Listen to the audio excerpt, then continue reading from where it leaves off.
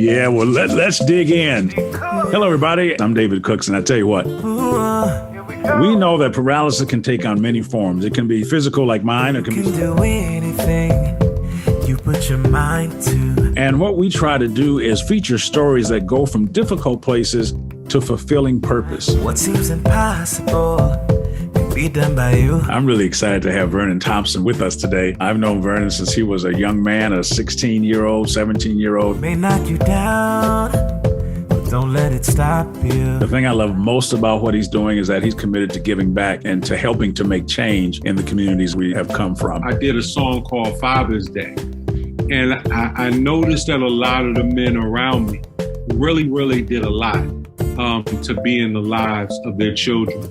I had a lot of friends who were great fathers, who fought through a lot of obstacles to be great fathers and allowed nothing to get in the way of them being fathers. So I just felt like it was a great time for me to just do a tribute to those guys. And I recorded the song. I did the video, but I went around with the camera to a lot of the fathers who I admire and just filmed them with their sons. I just wanted to get real moments of them with their sons. And I put the video out on Father's Day and it went viral. Got so much to give, a lot of life to live. You must go from paralysis to purpose. Get your pen and paper out. Yeah. I'm taking notes. Paralysis to purpose. Hello, everyone, and welcome to another episode of Paralysis to Purpose, the podcast. I'm your host, David Cooks. And before we get started today with our guest, let me thank you for hitting that like button, subscribing to this podcast, and sharing it with your friends. I do appreciate it. I say it all the time, but I love what I do because I get to sit down and speak with some of the most inspiring and intriguing people in the world, and today is no exception. I'm really excited to have Vernon Thompson with us today. I've known Vernon since he was a young man, a 16-year-old, 17-year-old high school teenager, and to watch him evolve all the way to be an assistant principal at Warren Harding High School in Bridgeport, Connecticut.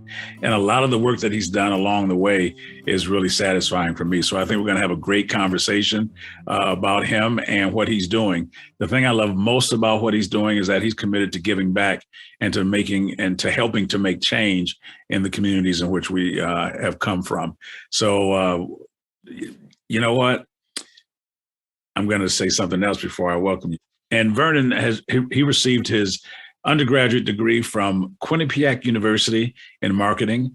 He later went on to get his master's in special education with a concentration in learning disabilities from Southern Connecticut State University there in the great state of Connecticut. So without further ado, I'd like to welcome to the podcast, Vernon Thompson. Coach Cooks, thank you. If you don't mind me still calling you Coach, that's how I see you first. It's a pleasure to be with someone who's had an impact on my life from the perspective of a coach and a father figure to many of us. Everyone who played on the Stanford Express team looked at you as a father and a mentor. And just from those summers, we would just grab so much knowledge and wisdom, not only on the game of basketball, but most importantly, life. And you had a way of using the game to teach us the important life lessons, but also just as a teacher on the court. I mean, I remember the summer with you just having an impact on how I viewed the game. And when you're able to connect with mentors on that level, that's when you have impact. And then I remember I used to dribble all the time, and you pulled me to the side, sat me down, told me, all I did was dribble. And you sat down and taught me that, look, when you get that outlet, if a guy's ahead, just throw the ball and watch how smoother the game becomes. And that changed my career. Just that one small tweak and me just trusting you. It just changed my game. So, but my respect for you as a mentor allowed all of us to accept the criticism on the court, really sit down and learn from it. So it's people like you that have me in the position that I'm in today. Wow. So I want to thank you first and foremost. Yeah. Well, thank you for that. I didn't see that coming. Yeah. So thank you very much. And, you mentioned a couple of things in there that I know we're going to touch on in the podcast today. You talked about trust. You talked about mentorship and how important that was, and also being coachable. And so I know we're going to come back to that on your journey. Since you did start off with the Stanford Express basketball program experience, let's go back to high school and even before that, if you want, and talk a little bit about your family, your background, where you're from, because you came back, and a lot of people don't. Yes. I'm from Bridgeport, Connecticut. In high school, I did go to a private school in the suburb of Bridgeport, which was Trumbull. St. Joseph's High School, that had a rich basketball tradition. You either went to St. Joe's or you went to Warren Harding High School. So ironically, I have the opportunity to now be at Warren Harding High School, which is in the heart of one of the most difficult parts and sections of Bridgeport, the East End. My father was a pastor and really gave to that community. My father was a pastor at East End Baptist Church. And that side of town where I now work as an administrator, he dedicated 20 years of ministry, from feeding to my dad would bring kids to college, give them their spending money. I watched him bring kids that were going to college for business school, make sure they had 3 business suits tailored and ready to go. So this was a side of town that my father was always committed to. So I just consider this a grand opportunity when it came to continue some of that work. But my father had the passion for this side of town and for the people of this side of town and the obstacles that they faced. Wow, that's a great legacy. I didn't know. I knew your father was a pastor, but I did not know to the degree that he was involved in giving to the community and working, going outside the 4 walls of the church to have an impact in the community. And so you obviously had a significant role model in your dad in terms of commitment to the community. What would you say about that and the role of parenting that helped get you to where you are today? Without that, and a major thing is when you're young, you don't, certain decisions shouldn't be yours. There are decisions that parents need to make. There is guidance. There is grooming that is necessary, but also children are watching. They're watching your work. They're watching your responses. They're watching what you value. So I was blessed with the opportunity to look and watch 2 parents really value giving to others, really valuing commitment to a community that was impoverished, that received less, that was severely mistreated. And I watched, my family fight head on for this community. So your model, your parents, not only are children watching, but they also need direction and guidance. And I think there were very important decisions that my parents made for me to ensure that I was going the right direction. And my father had a great balance of also teaching enough to give us freedom to make decisions. So, it is important, and I know it's a challenge within parenting. You want to teach well enough and provide enough rationale, as you did with coaching. You didn't just preach at us to do something. You explain why it was important and what happens when you go this route. And you're able to see things change. And that's, the story in the beginning. You sat me down. You told me what I was doing wrong, but you explained why it's not working, why it wasn't going to work, and what's going to happen if you do it the right way. And then you just get to see it in action. So it's a great blend of guidance, rationale. And then when you supply those things, you have to give children the freedom to really, really try it. But children are looking for that guidance. And one thing that you provided within Stanford Express that led to growth was structure, very strong structure and high level expectations. the expectation, if no one's heard it on the podcast, at Stanford Express, you weren't allowed to curse at practice. If you curse, everybody, even if they were on a side court, everybody ran a suicide for each letter. So that high level expectation created quality men. Wow.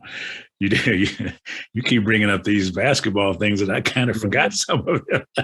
To the listeners, I'm not a bad guy.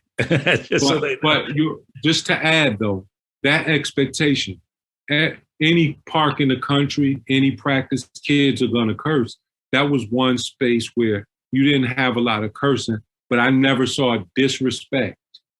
I never saw anything disrespectful happen in a Stanford Express AAU practice. And we had Stanford, which was a high level urban community, similar to Bridgeport. Not what it is now. It's a gentrified city for those watching. Stanford's not the Stanford we knew then. Now, Stanford and Bridgeport were parallel. Norwalk was parallel. So you had Norwalk, Stanford, you had Bridgeport, and then we also had students from suburban communities. So that's just the best of both worlds and culture. And we felt like brothers. There was nothing different. Everybody felt the same, and there was love. You use the word respect. And I think that's exactly, as you kind of talk about it, what we were trying to create was an atmosphere of respect that had structure, and that had guidelines and expectations that would foster that. And I think that you've worked now over 14 years in one of the toughest cities in America, in terms of some of the disparities in education and other things. What have you been able to do as an educator to try to raise the expectation, provide structure, but also understand where people are and how to meet them where they are so they can meet your standard? I think the first thing you have to do, and it comes natural when you've been around it, is a relationship. You have to trust that you understand where they're coming from. And we were able to trust you in that regard, no matter where we were from, be it suburb or city. We were able to trust that you understood our experience and the wisdom didn't differentiate or discriminate based on where you were from. But relationships are really first. And I think important things that I've been blessed to hold on to were the culture that I share in common with the children of today, the fact that they know that I'm from where they're from. I was curious also about your master's in education, and you focused on learning disabilities. Is there any reason that became your focus on your master's degree? So really to backtrack, my education career, I started in Bridgeport Learning Center, which is the therapeutic day program in Bridgeport Public Schools. So I started there as a support facilitator. Then I got certified, and then I got into the classroom. But that is a program for students who couldn't be handled in the regular education and the regular school environment. So these were high-level behavioral situations. So in my time there, I had pretty much got all of the training in terms of behavioral and therapeutic support. So I thought it was necessary with me utilizing this master's to then tie in the understanding students who had disabilities that affected their ability to acquire information mathematically and in terms of reading. So I wanted to really increase my understanding of learning and learning disabilities to kind of give me the full spectrum of educational support for students. You know, you're known as the hip hop educator, and I want to we're going to come back to some current things, but take us down memory lane, so to speak. And when you first got involved in music, for our listeners who do not know, you might want to Google him. He's got a few pieces of music out here. And I want you to talk about when you got involved in music and how you have utilized the hip hop culture in an educational atmosphere? Yeah. So on those AAU trips, everybody used to ask me to rap. And back then it was freestyling. It was more for fun. And after college, I was in a hip hop group and we were trying to get into the industry. It's a very competitive industry. We had some great moments. But as I got into education, I had kind of maxed out trying to actually be in the entertainment industry. I made education my focus and I kind of stepped back, but I had really made a name for myself in the metropolitan area within the hip hop group that I was in. But when I decided to go into education, I kind of took a step back, focused on education. But when I started, I was working the night school at Bassett High School, and the kids were going back looking at the old videos. And they would see the old videos and they were saying, nah, mister, you got something. And they saw another side of me that I didn't present, but it was important in making a connection. And it made a connection. And they really appreciated that part of it. So I started to feel like, there was messages that were still important for me to get out, even as an educator. But when you love to create, when you love to listen, you still find yourself creating. And the first record that I did make, I did a song called Father's Day. And I noticed that a lot of the men around me really, really did a lot to be in the lives of their children. I had a lot of friends who were great fathers, who fought through a lot of obstacles to be great fathers and allowed nothing to get in the way of them being fathers. So I just felt like it was a great time for me to just do a tribute to those guys. And I recorded the song. I did the video, but I went around with the camera to a lot of the fathers who I admire and just filmed them with their sons. I just wanted to get real moments of them with their sons. And I put the video out on Father's Day and it went viral. And it was really about the message and really about the world seeing, and predominantly our Black and brown fathers, just seeing them in their moments with their children. It was very organic and the video moved around. But what took the video over the top is on Father's Day, TD Jakes got a hold of the video, shared it on his Instagram, and it hit about another 50,000 people just on Sunday from his page. So that was like a changing moment that allowed me to see, and God showed me then that there are messages that you still need to use this to get across to people. And sometimes, and I realized as I got deeper into education, they hear this message from me in the form of a speech, a lecture at certain situations and certain moments. They may get pieces of it, but music, they can reflect on it. They can go back and listen to it again. It may touch a certain moment and they can reflect on the answers and the conclusions that are at the end. So I felt like it was an opportunity for me to continue to utilize music to share some important messages that sometimes a lecture doesn't get across the way music does. There's something about being connected to the culture that can broaden your ability to educate. Is that what you're saying? Definitely. The thing about hip hop culture, unlike R&B, because R&B evolves. You have the 70s R&B, you have the 80s, you have the 90s, and they're kind of like different worlds. They don't really seem to be an evolving world. Mm-hmm. Hip hop itself is very young, 79, 80s, and it just continues to evolve.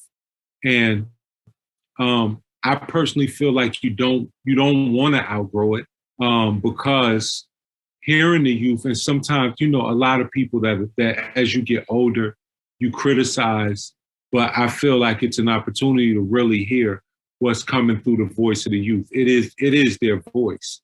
You may dislike it. You may say it's not positive, but if it's negative, there is a negative experience. So I really, I take it serious in terms of understanding the culture, evolving with it, because there are messages that are important. And with understanding, life-changing conversations can happen. And it may not change in a day. It may not change in a month. It may be 6 months. It may be a year. But if you can develop a relationship around the understanding of culture, that's the most important route and thing that we have to connect. When people feel like you're alienated, it's very hard to have a transparent conversation. Before we take a quick break, I want to go back and have you further address the importance of building trust and how trust becomes so important in any relationship. I mean, if you don't have trust, you don't have a relationship. But how have you been able to bridge the trust gap, in our community? It's very important. And I think one thing our culture is not honest about, there are some things where there is no formula. Sometimes you happen to be the person. And I think in some instances, I just happen to be the person who was there at a certain moment, who communicated in a certain way. And just for one example, there were some serious things happening. I had these students in night school, and they were very explicit in what they had going on, the weapons that they had to address certain situations. And it's the kind of stuff, though, if I go to somebody right away and say, this is what's going on, I have no deeper conversations.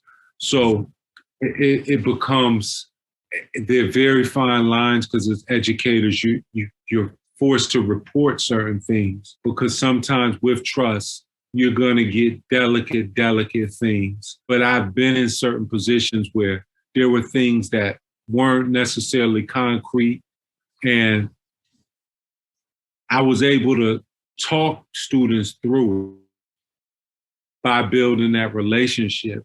And understanding, I had to understand too, that I had to take the role of being the person. Because if you hand this off the wrong way, then there's no one that they can reach to. And one thing that many cities have done is develop, we have organizations within the city that are just into developing those relationships and using those relationships to disarm some students before, because they are looking for that person they can talk to. It's putting people in the right space. And sometimes if we're in the space, we take the wrong approach. A student who says, I have this weapon, this is how I'm feeling, they're looking for someone who maybe can talk them out of it. And instead of creating a space where we could talk them out of it, we go to a space where we discipline them for it. And I think those cries for help are saying, look, I have a problem. Someone may be crying out to you, and you first, it's important to be able to dig deep and see if you can meet them at a place of assistance and support, and not penalty. So I think we have to ask, is it a discipline, or are we able to help people in times of crisis? Because our children, and even outside of violence, they're in difficult situations. And to get people to understand, how to de-escalate and how to actually find out what is being asked for, how to identify that place of help. And then that word will spread too, that they can come to Vernon Thompson, or they can come to Coach Cooks or whoever, and they're going to try to help us to get out of this, because most of the kids aren't trying to ruin their lives. That's not their intent. And one thing, just to add for those listening, that has been good for me as an educator, is as long as a student's offense per se, as long as it's not those high level things where there has to be a certain type of discipline, if I can have a conversation with you and we can get to the place of understanding, and I can tell true understanding versus yes in me, And but I think the key that you want to focus on is reaching places of understanding. I had a student yesterday who did it was a minor offense, but something serious, and his mom didn't want to talk, but he understood, and he said, "You know what? She doesn't understand this, but I know what I did wrong, and I did it wrong on Friday, but I did it wrong on Friday, but look, I get why you guys are doing this." And I said, "You know what? I'm not going to penalize you because your parent didn't understand this. You've shown me you got it. Let's move on. All right. Now go back to class and let's move forward." So if there's understanding of what I was saying before, understanding the purpose. And that's the thing about your teaching as a coach. You never told me just do this because I said so, or do this because it's in a play. There was a reason behind everything. And when you get the reason, you can apply it in multiple places. The work that you're doing is remarkable. And so kudos. This is a great place for us to take a really quick break. And when we come back from the break, we're going to have more conversation with Vernon Thompson. And I'm going to ask him what is the most difficult challenge he's faced as an educator. We'll hear that answer when we come back on Paralysis to Purpose, the podcast.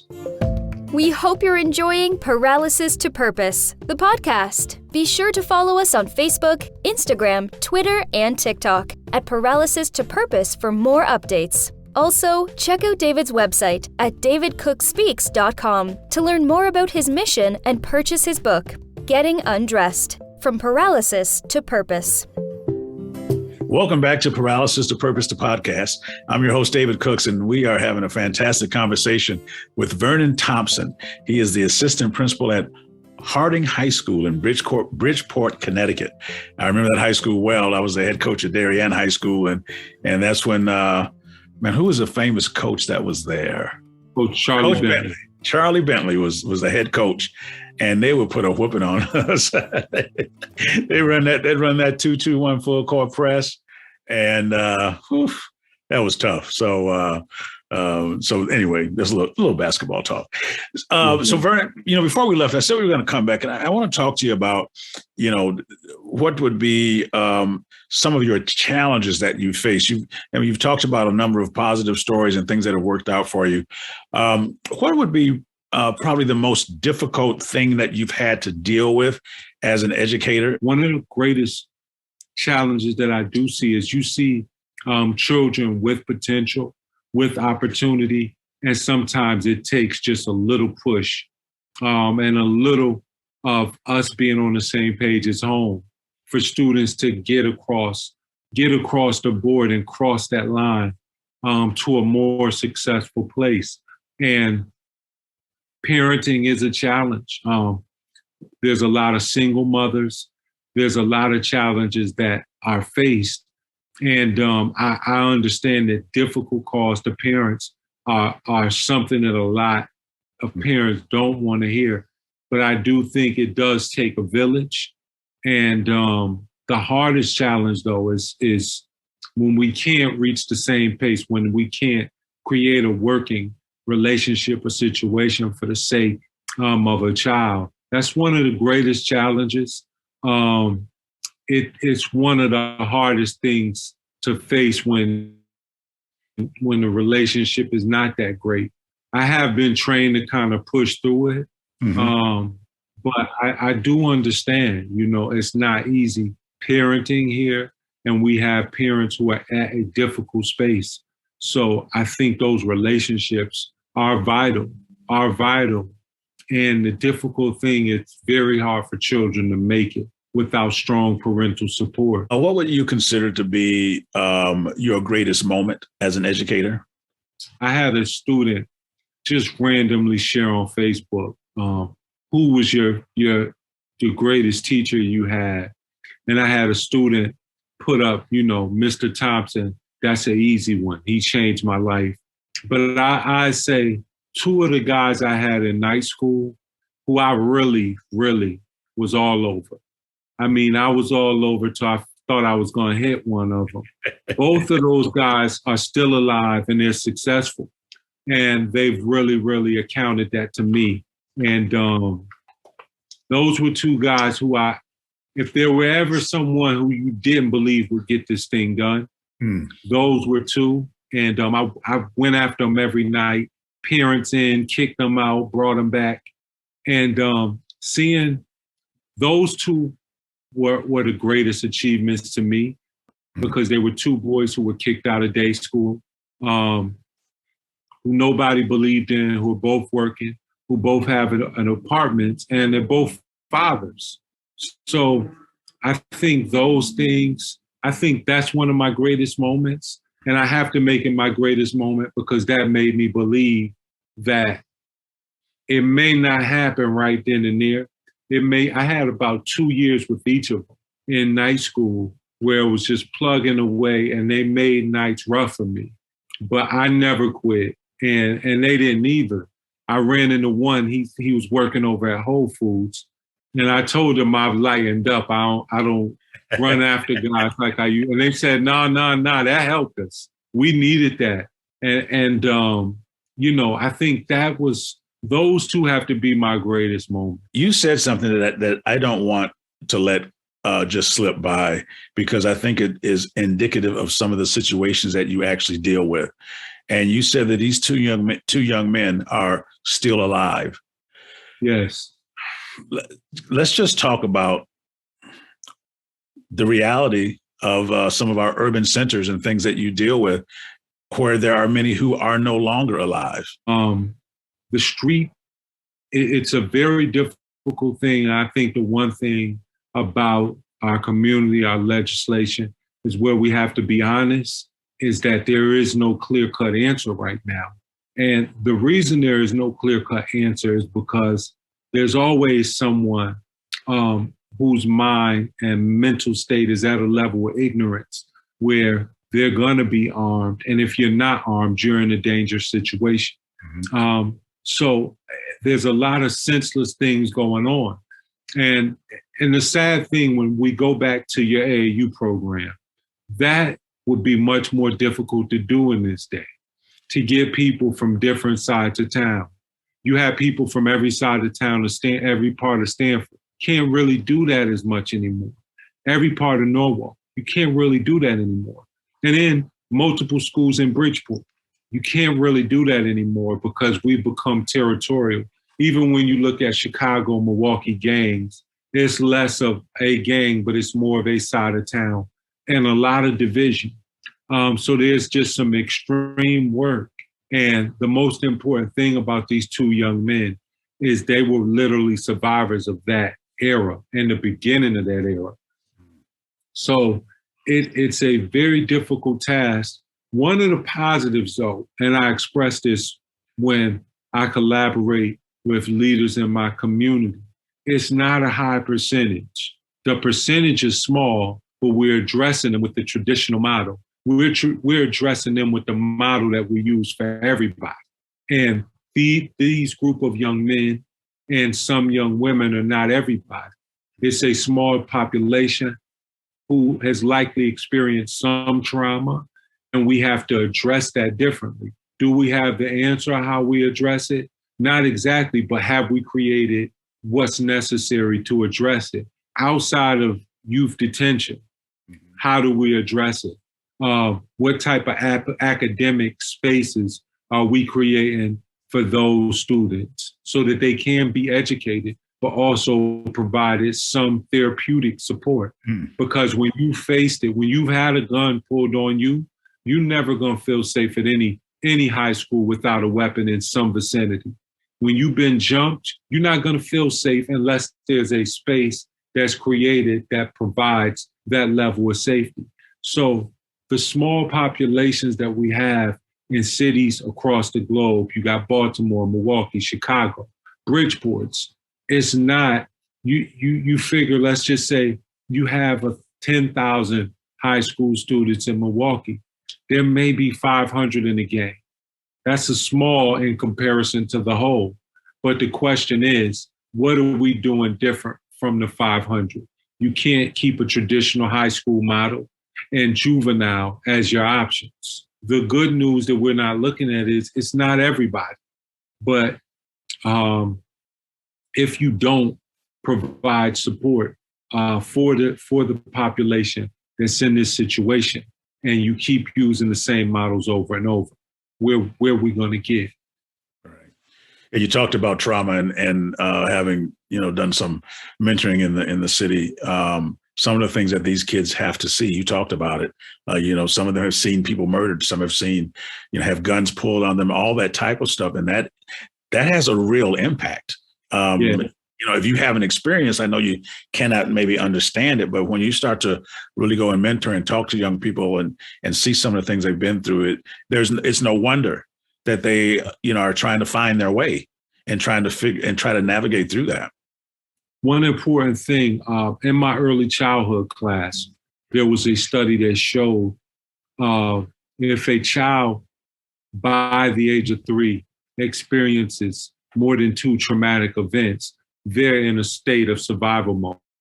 To get out of survival mode, you need the most intense and best therapy that's out there.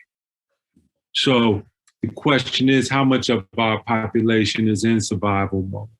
And when you're in survival mode, you don't believe in there being a friend that you can trust. So it takes a lot of trust to break those kind of barriers. Well, you talked a lot about trust today, and you talked a lot about community today. And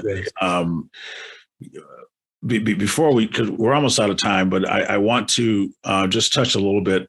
You said about it takes a village to raise a child. And one of the things that I find challenging right now is the sense of community that was once in our urban areas seems to be gone. We're fractured. And like you said, everybody's become territorial. What can we do to increase the sense of community that we need? I think it's getting better. I see some things changing. But what would you recommend based on what you do and what you see on community and what that means? I think one of the keys, because me and a friend talk about this, you go back to some of our greats. Dick Gregory has a quote where he says, community is your community having control of the banks, the police department, the fire department, those major entities. Sometimes we talk where there's no more youth basketball and things of that nature. I think if you look at our communities, all the businesses within the community that are the people within the community have no ownership of. And with no ownership, there is no respect. So, and it's not going to change right away with ownership, but I do think, and we have many young people in every city who are brilliant business people. I think our businesses need to be within the community. I think it starts there. Where we started in our conversation is business. I think business has to be at the center where they see ownership because there is no connection. It's just like in Baltimore. I forgot the case, but they were damaging their own community, but they own nothing. They were damaging the CVS and everything around. But I mean, we don't own anything. You have no connection with who owns that. So it has no value to you. So I think it is important. I think business is the start. I think that's the start. It's very great difficulty. I listen a lot. I find myself now listening a lot to Reverend Miles Monroe. And one point that Reverend Miles Monroe makes about the capitalistic economy is that it supports there being those that don't have. And we're battling with a system that is definitely unfair. And it starts with business. I think there has to be more ownership within our communities. I would like to hear your thoughts on the role that perspective perseverance and partnerships have played on your journey and on your journey of serving others? Because that's really what you're doing. I think it all kind of starts with perspective. It all starts with belief. But I think you have to grab a hold of a perspective that you can achieve, and you have to see it happen in your life to continue to achieve. And just to give people some background, just back to basketball, my career started with perspective. You know, I just, you know, I'm able to help students now, but my high school coach told me, you know, he didn't think Division I would be an option when I was a freshman, and I just refused to accept that. And it had its pros, it had its cons. So I'm able to give athletes today the perspective on how you should think when making that decision. But my perspective eventually got me a scholarship because I just made up in my mind that was going to happen. But it's important to have a perspective that you can achieve, that you can win when you go into anything. And you need people around you that can provide you the positive insight, that are there to support you. And a lot of my opportunity was having a father who was able to take the dreams, the ideas that I want, and give me some direction after I made some of my own decisions. So I do think the mentorship is important with developing that perspective and having people to support you along the way. So just today, and not to backtrack into sports, but, you know, having people like yourself to bounce things off of are what young people need and what I am able to do. Now it's just use my experience with athletics on how my perspective was successful, but what I could have done differently. So I think having the partnership, having my father help me build my perspective. And, you know, at this point, I really try to share my experiences with those around me in terms of how to maintain that perspective.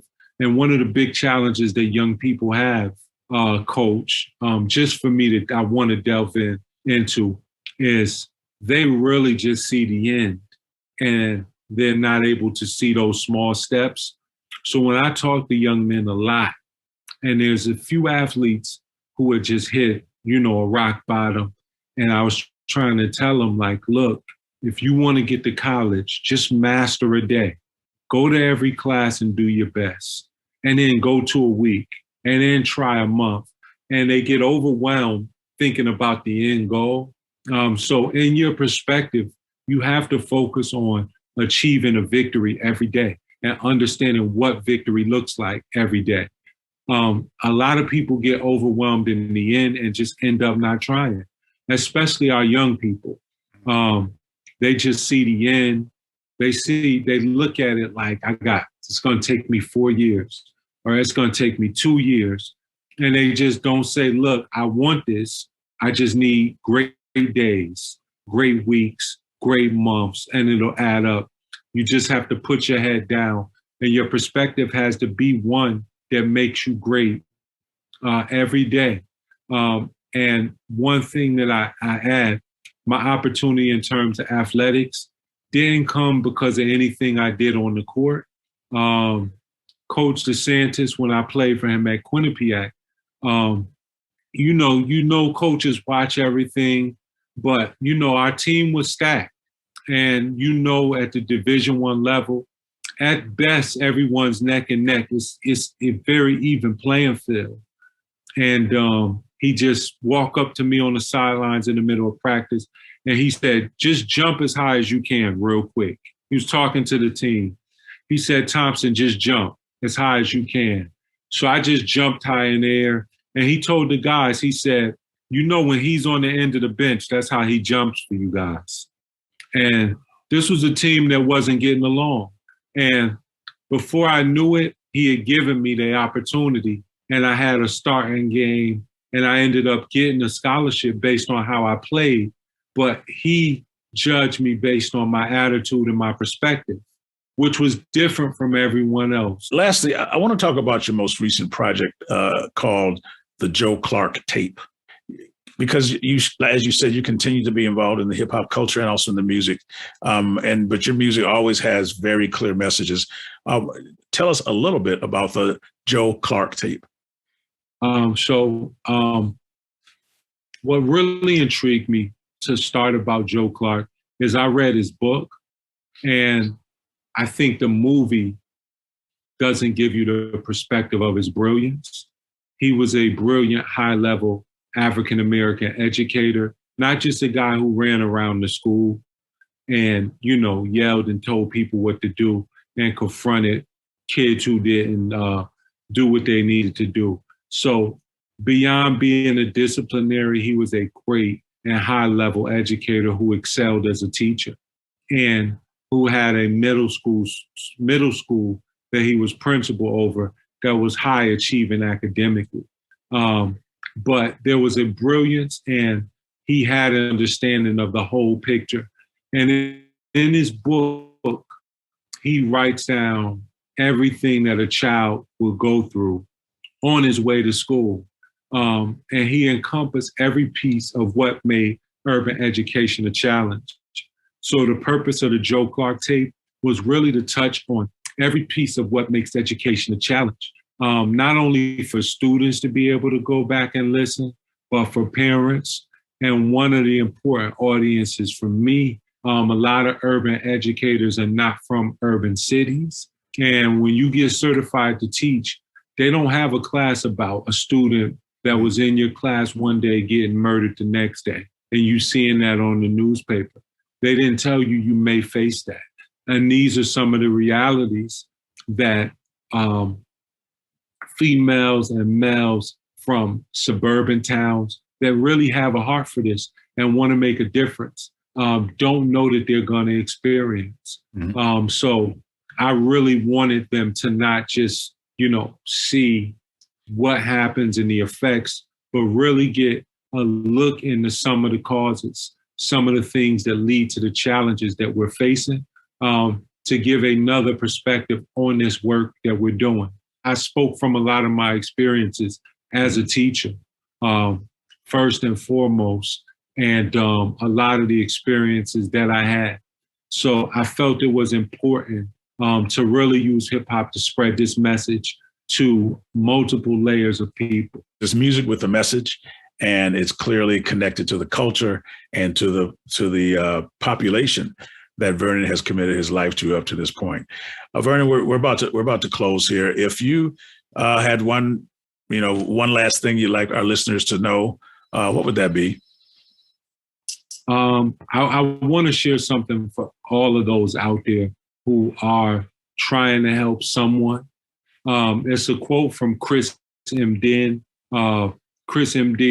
who's a hip hop educator, a professor at Columbia. And this quote really helped me through. Is you won't make everyone woke, but you must make sleep uncomfortable. And the importance of that quote is some days you may feel like your efforts aren't waking those up, or you're trying to get awake, or you're trying to save, but you are making it uncomfortable for them to remain asleep. And as long as you make it uncomfortable for them to sleep, eventually there will be an opportunity for them to wake. So what I say is, it's a challenge every day for those who are teaching. And I know some days you feel like giving up, but you will see days and moments where your efforts were not in vain, because you made it uncomfortable for someone who really didn't want to be there at all. So continue, all of those out there listening who are trying to better the world and help those who are facing challenges, continuing your efforts daily, even though it feels difficult and like nothing's moving. Even though it may be difficult and it feels like nothing is moving, things are moving. What a great way to end our podcast. Vernon, if people would like to get a hold of you or follow you, what's the best way for them to do that? So we have Instagram and Twitter are both the same. It's Vernon S. Thompson, both Twitter and Instagram, Vernon S. Thompson. And then Facebook is Vernon Thompson, and LinkedIn is Vernon Thompson. So I look forward to connecting with you all. If you follow me, I'll definitely give you the follow back because I like to remain connected with those who have connected with me. Well, thank you, Vernon. You were fantastic today, and the work that you're doing is immeasurable. And I know that sometimes it may not, you don't get to see it all the time, but there's that old saying that if I can just help one person, yes, and they can help another person, then my living will not be in vain. So thank you for your time. Thank you, Coach. I appreciate you. This is David Cooks from Paralysis to Purpose, the podcast. Until next time, I'm reminding you that your ability to endure is always greater than your willingness to endure. You can do anything you put your mind to. Thanks for tuning in to Paralysis to Purpose. Don't forget to follow us on social media at Paralysis to Purpose on Facebook, Instagram, Twitter, and TikTok. To purchase his book, visit davidcookspeaks.com. Be sure to tune in next time for more inspiring conversations with David Cooks. So it really wasn't like a dramatic change. It was more like, okay, we have an answer now. How do we deal with it? In my larger family, there was definitely some people who were like, well, okay, it's a little weird. That explains some stuff. It's just a phase. She'll get over it. Next time on Paralysis to Purpose. Annie Holmesy Harris, welcome to the podcast. And it took educating my family that, no, this isn't a phase. This is something that I've dealt with my entire life. Now we have an answer as to why certain things are much harder for me. And now we can move forward. Paralysis to purpose.